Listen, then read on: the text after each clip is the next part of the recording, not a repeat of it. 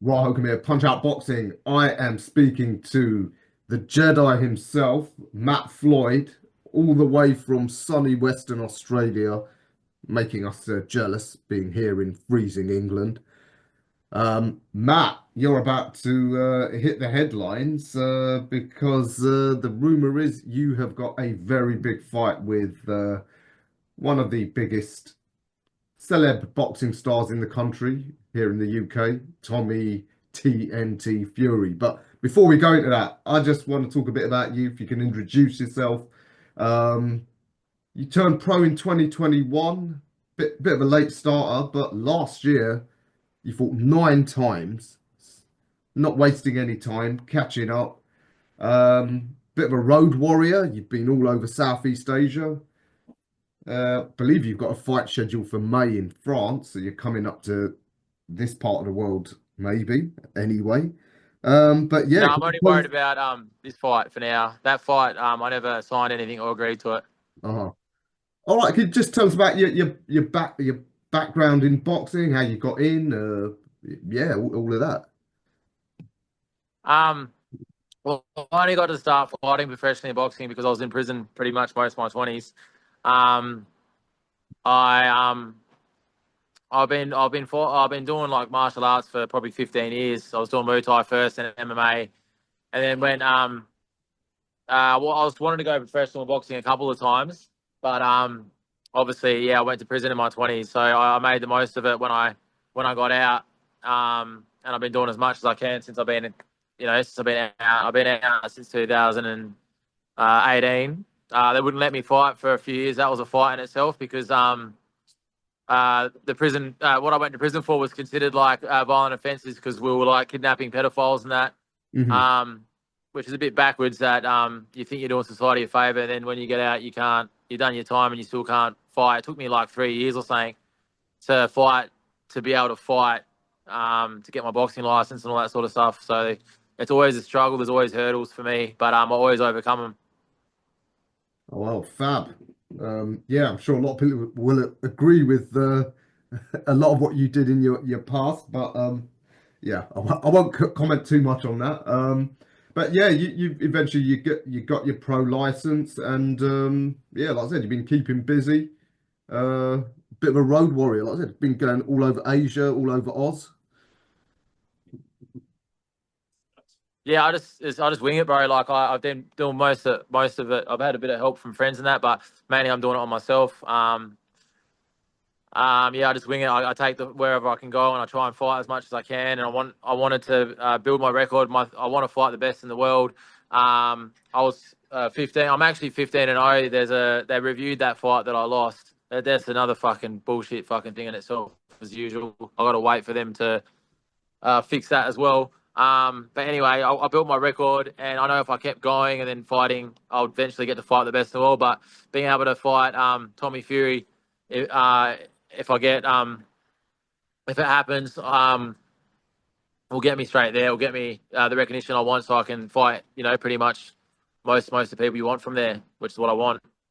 Absolutely. So, I mean, as you said, you're in the in talks for fighting Tommy. Can you tell us how that came about? What's planned for that? Is it going to be a Misfits Pro show, or is it going to be a British Boxing Board officially licensed pro show? Yeah, what can you tell us? I've been, like I said, I've been doing most of these things myself, so it was so straightforward in the past. Like, yep, you're fighting this guy, all right, cool. This has been like the biggest roller coaster head fuck of my life. I knew for some reason 2 years ago his name come up with something, and I knew 2 years ago. I'm not one of them people that like believe in things happening, but I knew for 2 years I was going to fight Tommy. I don't know why, I always knew it. And then I've met people along the way in Thailand. A lot of people from England are in Thailand, so I made a few connections, and there was just a bit of talk and backwards and forwards. And then Mick Francis, who's Jai a manager, and he managed a few other big names, and he knows everyone. I think he must have felt sorry for me or something because he's seen my journey, he knows a bit about it, and he got in contact. Or we got in contact maybe I can't remember now, a week or 2 weeks ago, and he got involved and made it all serious. And I'm just leaving it all with him now. He's helping me. promoting myself, helping me who to talk to and what to say and things like that. So I'm leaving it in his hands, and everything's been looking very positive since he's been doing it all. So yeah, that's I don't know. Yeah, Yeah, no, that makes sense. Yeah, Mick's he's obviously got that partnership with Gold Star, who are dealing with Riyadh season and the Furies. So yeah, I'm sure he will get something going. So as it stands, you're saying there's no particular like card or show that's like being earmarked for. It's just you're just being he talked. would know more. Yeah, they would know. They would all know more about it. I don't know what happens behind the scenes. It's very confusing for me. Yeah. Um, but yeah, so they'll know more about it. But obviously, we want, like, hopefully it happens. Like, I've called them out, and I don't know what they've agreed on and this and that, but I definitely want the fight, obviously, and obviously Tommy needs to fight a legitimate fighter, and I'm that legitimate fighter. It'd be like it's the perfect fight for him. It's the bet, it's what I want. It's what I think it looks like what the people want too by the looks of it. So yeah. Why was it Tommy Fury in particular that you have always had in mind?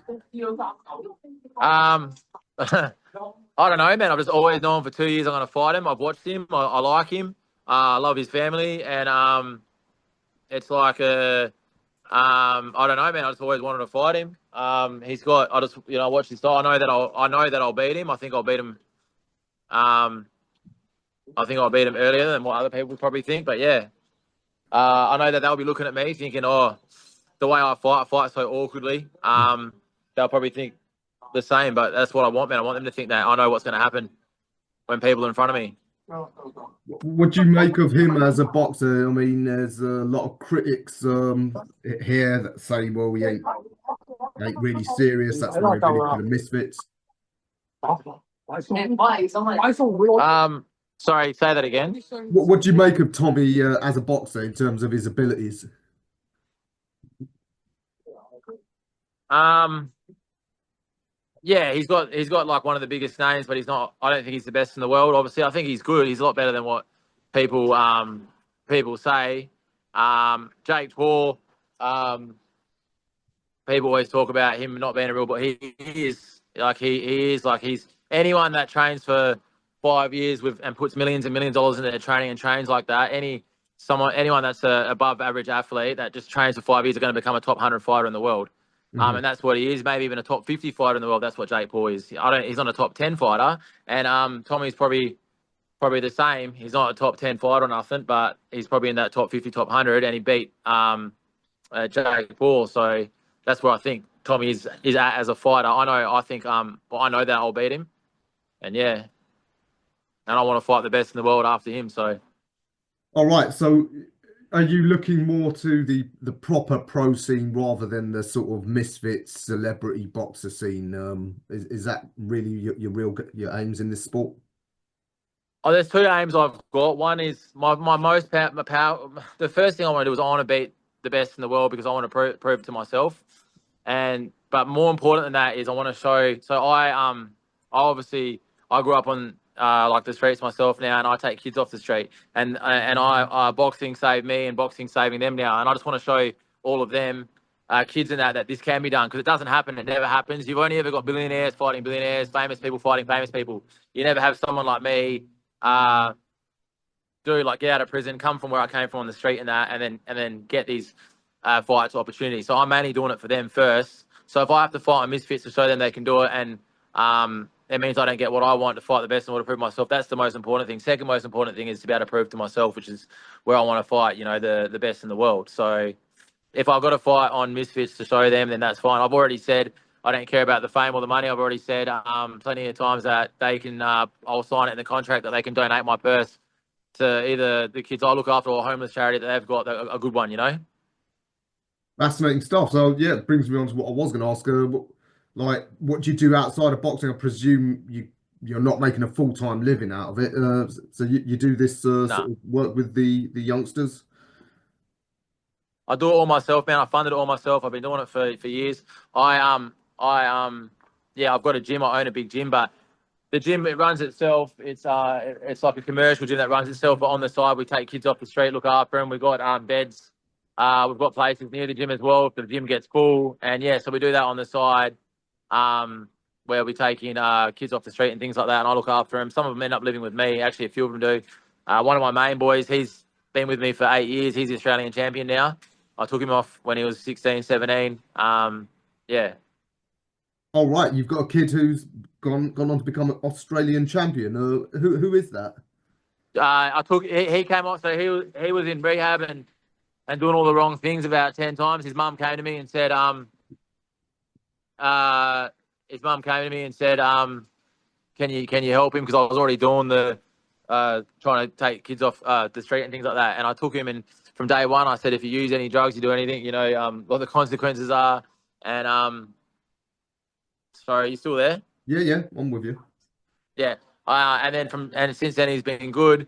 And yeah, he's the Australian, or he's Australasian, sorry, the Australasian champion now. I think he's 6 or 7-1. His name's Joel Lewis. Hmm. Um, and yeah, his only loss was in Thailand. That was to like an ex-Olympian. He fought him too early. But apart from that, I think he's 6-1, an Australasian champion. But we've got a lot of success stories. He's obviously been with me from then, and he runs the gym for me now as well. Well, that's fantastic. Doing great work there.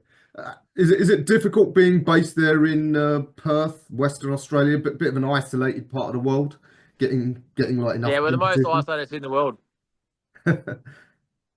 We're the most isolated city in the world. But it's good and it's bad. Like it's where I've always said, people that live here always complain about it here, but it's pretty peaceful. Like I've always said, this is where I'll retire. It's where you'd end up. It's quiet. It's pretty, like, yeah, we're away from everything. Like it's quicker for us to fly to Indonesia than it is to another state Wow. in Australia. That would explain a lot of your fights being in Southeast Asia. Oh, Thailand's about 7 hours. Thailand's about 7 hours. But say like to go to Queensland, it's about 5.5 hour flight. Everything's like far. You got to fly there, and then you can't drive there. It would take like 3 days to drive to another state in Australia. Yeah, and that means crossing the desert, which can't be much fun. Um, yeah, so I mean, are you looking to after this? Hopefully, you get that big fight, and we might even see you here in the UK. I mean, are If I there don't any? fight, if he doesn't end up doing it, I'll be fighting someone, man. I just know it. Like I've been getting offered out by quite a few people. That and there's been a bit of shit talking and this and that. I just got a good feeling, man. I'm gonna be, yeah, I don't know. Well, obviously that's what I want. That's why I'm pretty sure I think it's gonna happen. I've been told, it's been rumored, and it's all looking good. So, I don't understand. Like I've just keep getting told. Like obviously I'm hassling my manager and stuff, and he just keeps saying, "Mate, these fights aren't like your old fights, mate. You just got to relax and like it's all good, okay?" So, so I've just got to chill. But I just know that I've been, told get ready for a fight. When I suggest other people, he gets annoyed at me. He's like, "Mate, do you want to fucking you fight? You're fighting Tommy. Don't worry about these other people." So, and this guy obviously knows. He's. I can't believe how many people he knew. He knew in there, man. He knew everyone. He knows all of them. Is there any other fighters around the light heavyweight division that you've got your eye on? Like you said, you want to fight the best. I mean, one of Mick's fighters is an Irish boy, Connor. He's right up there in the rankings. Is that someone you got your eye on? Oh, I don't actually know, man. I probably wouldn't have thought so now that Mick's my manager. I don't know how that works. Um, no one's ever actually asked me that question. I don't really even know him that well. Mhm. Um, yeah, I'm not really sure, man. Do you follow the pro scene? I mean, you're interested in the undisputed fight between Bivol and Beterbiev. You're going to be watching that with interest. Absolutely, man. Yeah, yeah, yeah. I love it all, bro. And I'm the sort of bloke that I'd fight anyone says to me. They asked me to do a few weeks ago. Actually, this is probably why Mick respects me. A few weeks ago they did a show, Jai Patai fought, and I don't know if it was a semi-main, but Austin Accuso pulled out the fight a day before the fight, and I Hmm. just got back from Turkey. I got a broken hand. I just got my hand fixed. My hand's going to be fine for this fight. But it was broken then, and they rang me a day before the fight, and I said, "Yeah, fucking oath." It was against a seasoned veteran, that Letty. Um, he's not a bum or nothing. He was a good fighter. It was going to be like an 8 or a 10 rounder, and I'm like, "Yeah, fucking oath." The next day, I got my bloods done, did everything, airplane tickets, and then they just couldn't get me on DAZN or something like that. So I'm there, and they couldn't do it, but I was obviously ready to go, and that was, and I I thought, you know, I was going to win that fight. So, anyone in the top, you know, 10, if they said you're going to fight him on the next show, I'd say yeah to. So, Wow, that's amazing because you know here in the UK, the light heavyweight scene is really thriving. Got loads of guys, you know, who are pretty highly ranked. Plus, there's like upcomers. Don't know how much you know about them. There's guys like, you know, like Ben Whittaker, the Olympian. He's been getting a lot of criticism lately. I don't know if you saw his last fight. You know, guys like that. Would you like to come and fight some of our Brits? I think you know you're obviously good at selling a fight. I'm guessing you're all action. Yeah, it could be some great fights there. I believe I'll train for anyone. I'll beat anyone once I'm in front of them, and that's my true belief. Any particular British guys that you've seen that you like the look of that you'd like to have a go on? Like heavyweights, yeah, it's probably Tommy Fury. I think Tommy Fury is better than what people say over there. Same as Jake Paul. I've always said I think Jake Paul's far better than what people give him credit for. Mhm. But yeah, so and I think the same about Tommy. I don't think he's a top 10 fighter, but he's not a bum, you know, that's for sure. And I think it's going to be a good fight. I think I'll beat him. I think I'm too powerful. I think I'm going to come forward. He won't be able to handle it, and I think I'm going to beat him earlier than what people think. You think you can knock him out? Yeah, absolutely. Stylistically, what can we expect of you as a fighter? You come forward sort of brawler, a pressure fighter? Yeah, I just come forward relentlessly, and I can move as well if I want to. I like to come forward, but sometimes I have to move. And I'm relentless. I just keep coming forward. I'm very, very awkward. Fighters or any of like the light heavyweights, even here, like the best ones here, their trainers will always say that I'm the hardest for them. They all say it. They just watch me. They watch me train and think, oh yeah, fucking, it's not gonna be that tough. And then when I get in there, they just can't. They always say I'm the hardest for them to spar. All right, interesting. Any of the top names that you've got sparring in that you can reveal? From Australia, we've got good boys. We've got like Maxi McIntyre, Austin Accuso, you named Connor. We've got, what do you call it? Xavier Fletcher. Maxi just fought on the Eddie Hearn show a few weeks ago. He's an up and comer. He spars with Jai Patai and all that all the time. There's a guy called Liam. What do you call it? Clay Waterman. Oh, Mosey. Mosey just fought Connor Wallace. Yeah, I've done a lot of sparring with him. I've done a lot of sparring with Kira Rustin. I think he was Olympian. all right. So So yeah, all the best in Australia, I'll spar. I fly them over and they stay with me, and I'll spar them for a few weeks. And because I have to, because I've got no sparring in WA, so I'll fly them over or I'll fly to other countries. I just went to Turkey a few weeks ago and went to random gyms and sparred like their best fighters. From around Europe, Thailand, we get a lot of good fighters because you get a lot of fighters from other countries. I think Tyson Fury was he was at the gym that I was training at, the one in Bangkok, and a lot of fighters come there from around the world. So I probably had, to be honest, one of the guys I sparred there was probably the best I've ever sparred, and he's pretty unknown. He's from Iran. He's just building his way up, but he was tricky. It was the first time I ever couldn't work someone out, but I did eventually. all right. So yeah, fascinating stuff. So you are getting plenty of experience, all off the back of your own efforts, as you said. So it's a hell of a story. All right. Well, yeah. I mean, it's been a great introduction to you, Matt. Is there anything you want to add? Oh, incidentally, I just want to know why is your nickname the Jedi? It's just it was just a thing, bro. Like I was with someone and I had to come up with a name. I don't think I could have put my name in for whatever reason. So I was going to use a few different names, and I was in an ice bar for like a long time, and people were like, how do you sit in that ice for like 20, 30 minutes? And I just said, oh, I'm just a fucking Jedi, man. Like, Jedi, sorry, Jedi, I'm just a fucking Jedi or some shit like that. I like Star Wars. It's not like I'm obsessed with it like people probably think. Now I've got it tattooed at back, but that's because I got the name. And it just stuck, man. I just used it, and now that's just what happened. That's sort of how I do. I'm pretty impulsive, and I do things on the spot all the time. And it could have been, depending on what day it was, I could have been Spider-Man or anything, bro. You know. Well, that's all right. I'll take that because some would say we've got a Palpatine taking over the sport, so we might need some Jedi's to lead a Yeah. resistance. But yeah, I'll leave it there. All right, Matt. Thanks for your time. Yeah, it's been a fascinating introduction. Yeah, anything you want to add? Just they when they did it right up in England, they were like, oh, what do you call it, gang leader or something like that. There's it's sort of that was the write up, and that's what was going around England everywhere. Yeah, that was the case, but there was also a bit of story behind it. Like I lived with the biggest pedophile family when I was about 10 years old over in Western Australia. I was there for about 6 months. I ran away from the house. I was the oldest kid there, so I always felt like a coward, which is why I created this fighter that's not scared of anyone that will fight anyone. And it's from that. And then when I was an late teenager, I was dedicated my life to kidnapping pedophiles and getting pedophiles and things like that. And then obviously I ran the gang over here, and and they were helping me and things like that. I ended up ultimately going to jail. Spent most of my 20s in prison for it, and stuff like that. So when they see gang leaders fighting Tommy Fury, people think, oh, fucking probably the worst of things. I'm not saying I was innocent or nothing. Obviously, I did bad shit as well, but there's a story behind it too, you know. Yeah, yeah.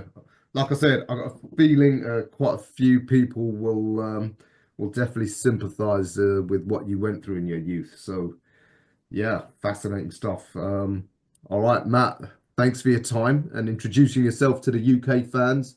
We hope you get that big fight, whoever it is, hopefully Tommy. And yeah, hopefully we will see you. I think it's gonna happen, man. I'm gonna be fighting him. All right, fingers crossed. Hopefully we'll see you shortly. Thanks, brother. Take care. Thanks for the phone call.